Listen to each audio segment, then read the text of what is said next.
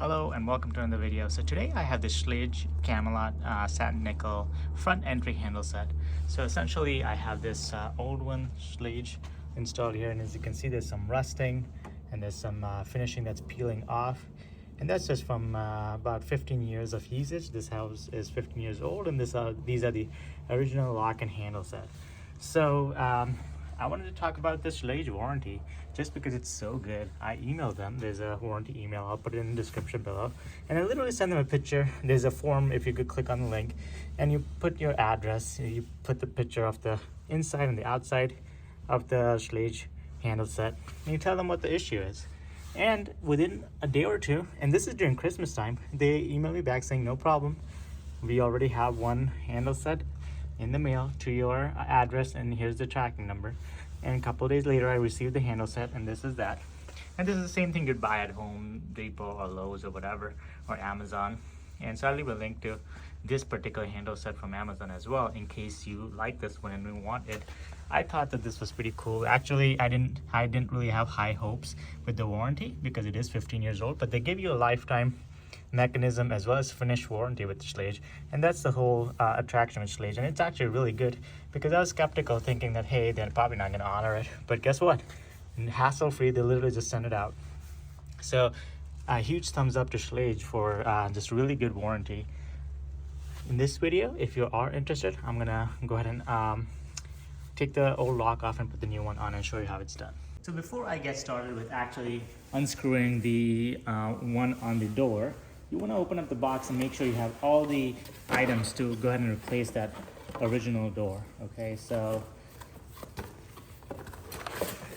I have the handle set, or handle on the bottom here, and this handle has no lock, right? So it's just a press mechanism.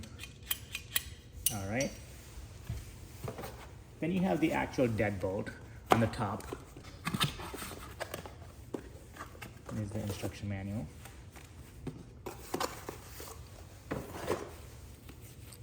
So this is the handle for the, or this is the inside handle for the handle right there. This is the plate for the deadbolt.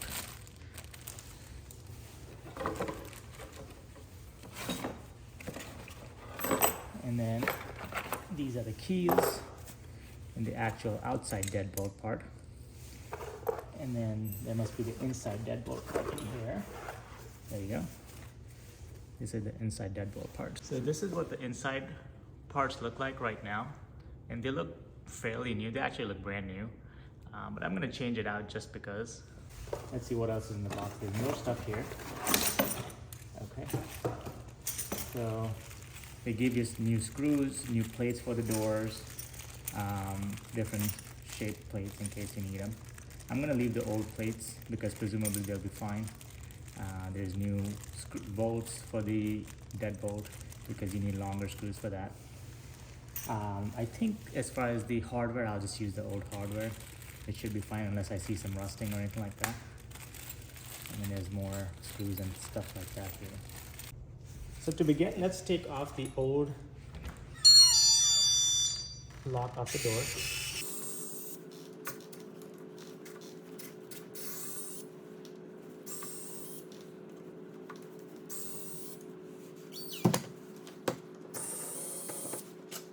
You kind of want to remember the type of screws you're using. These screws have no rust on them, so I could potentially just reuse them. I think I will just use the new ones just because I have them, but you could reuse them.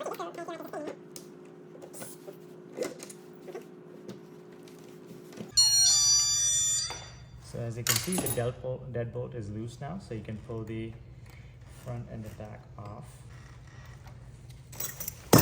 Oops. Okay, so the face plates and everything is off now. And as you can see, the inside part, close the door so you can see it better. The inside part looks just like new. So this is what the outside should look like. And obviously you can see the fading, and the handle part was actually just peeling. So, you know, it's pretty good finishing for 15 years. It still looks pretty good. But the faceplate, or the actual lock, as you can see, exposed to the elements, it's started to rust, and it looks pretty bad, pretty dated now, so I had to change it. If they hadn't sent me a new one, I was going to buy a new set from Home Depot or Lowe's, but like I said, their warranty is amazing. Let's go ahead and take the bottom off as well. So we've already unscrewed it. We're going to unscrew this. Pretty long screw.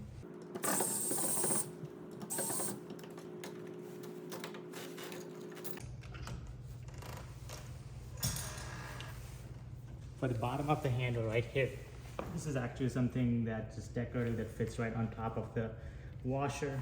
So there's actually a notch there. So once I turn it around, I can see that there's a notch there, and now I can get into that notch and pry it up. So because there was some paint around it, it was probably painted after the handle was put on. I couldn't see that notch, but now I can see it. I can use it to pry it up. So just like that, that comes off. Once you have that off, you can use this Phillips head to unscrew that. It's a big bolt. Be careful not to drop your door handle on the other side, because as soon as you take this off, the door handle on the other side will drop. So you don't want to damage your floor or anything on the other side. I just have cement, so it'll be fine, but I'm just gonna hold it. And now that comes right off like that. I'm gonna take this off and be mindful of the type of cylinder you had in place here. So the old handle is off, and now we can start the installation process for the new handle. So every time my door opens, there's that chime. So there's actually a chime device on the top of my door here, which is made by GE. And this has a chime as well as an alarm feature, so you can keep it on whatever setting you want, and that can notify you when your door's open. And that's something battery operated. The battery lasts for years and years, and it's conspicuous, and you don't have to wire a whole alarm system to be using that.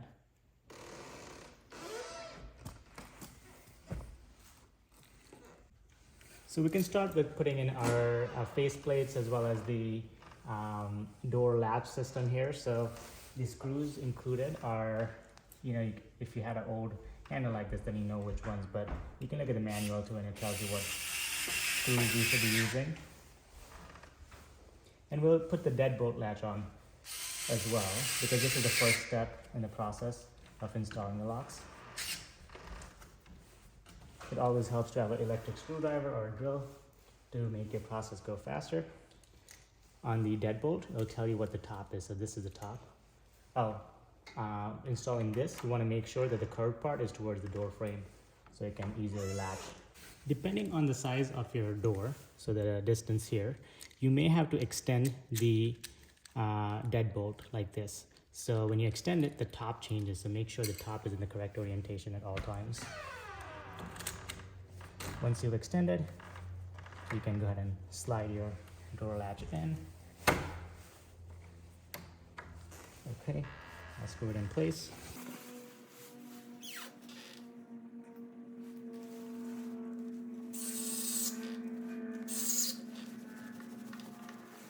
Once you have the door latch and the deadbolt on, and make sure your deadbolt is in the closed position, you can go ahead and insert your lock, but you want to make sure that you have the faceplate on, because you cannot change the face lock faceplate after the fact. So we're going to take this part off and put the faceplate on, and this is what it should look like. Once your faceplate's on, you can go ahead and put that in place, hold that in place while you put your inside latch on. So your inside latch, I've already had the screws inserted here, so I can go ahead and screw it in place. Then you want to align it with the holes. You're going to have to turn this so that the deadbolt is out a little bit. You can hand screw in just a little bit. If you feel like you're not aligned with the hole, you can always just take the screw out, look through the hole, see where you're at. These are machine threaded screws, so you want to make sure that they're going in fairly easy. If it's a lot of resistance, you probably have it mis-threaded, so make sure you properly thread it. Okay. Deadbolt is working fine. I'm just going to hand tighten just a little bit. Okay. I'm going to make sure that it locks in place. Locks in place. I'm going to use the key and make sure the key works.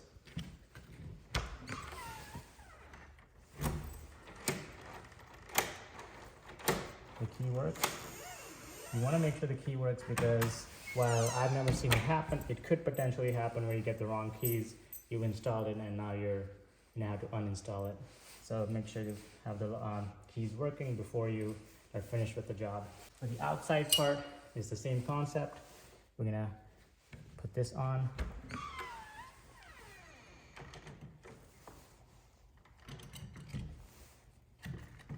And there's a bolt on the bottom that's going to go through the hole. That's, if you don't have a hole there, you're going to have to drill one. And then the top just goes through there. And then you're going to put the inside handle. So you're going to hold the outside, insert the inside handle.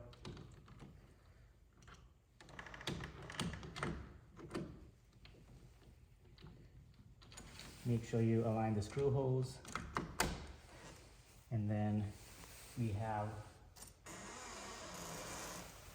a bolt for the bottom here. So the new one looks like this with a visor. I'm gonna put that. So the new screw looks like this with the washer. I'm gonna put it through the hole on the inside. And hand screw it in place. It is machine threaded screws, so it should be fairly easy. Once you have it most of the way in, you can kind of let go and it's not gonna fall anywhere. These are the screws you're gonna be using for the inside door handle. Okay, it helps if you're holding the other side of the outside of the door handle flush. And I'll have hand screwed in both the screws. So we can just go ahead and use our screwdriver to tighten all the way.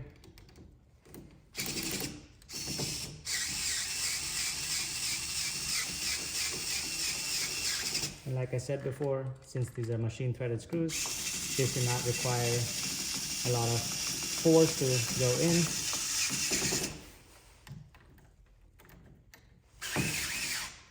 Okay. And I'm going to use a handheld screwdriver to put it in all the way.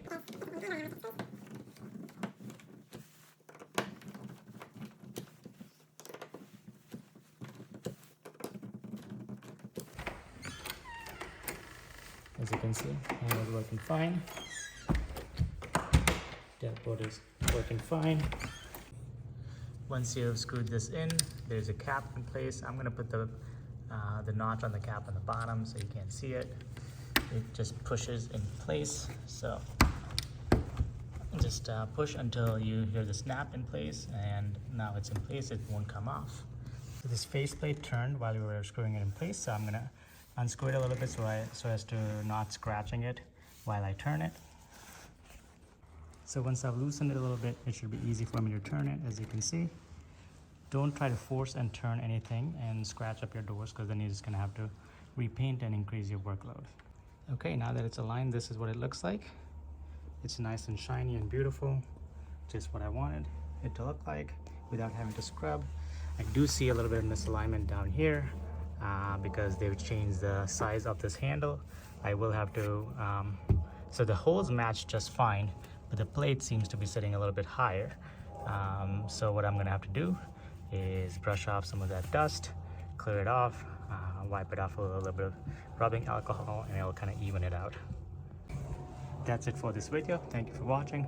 Like, subscribe, comment, and I'll see you in the next one.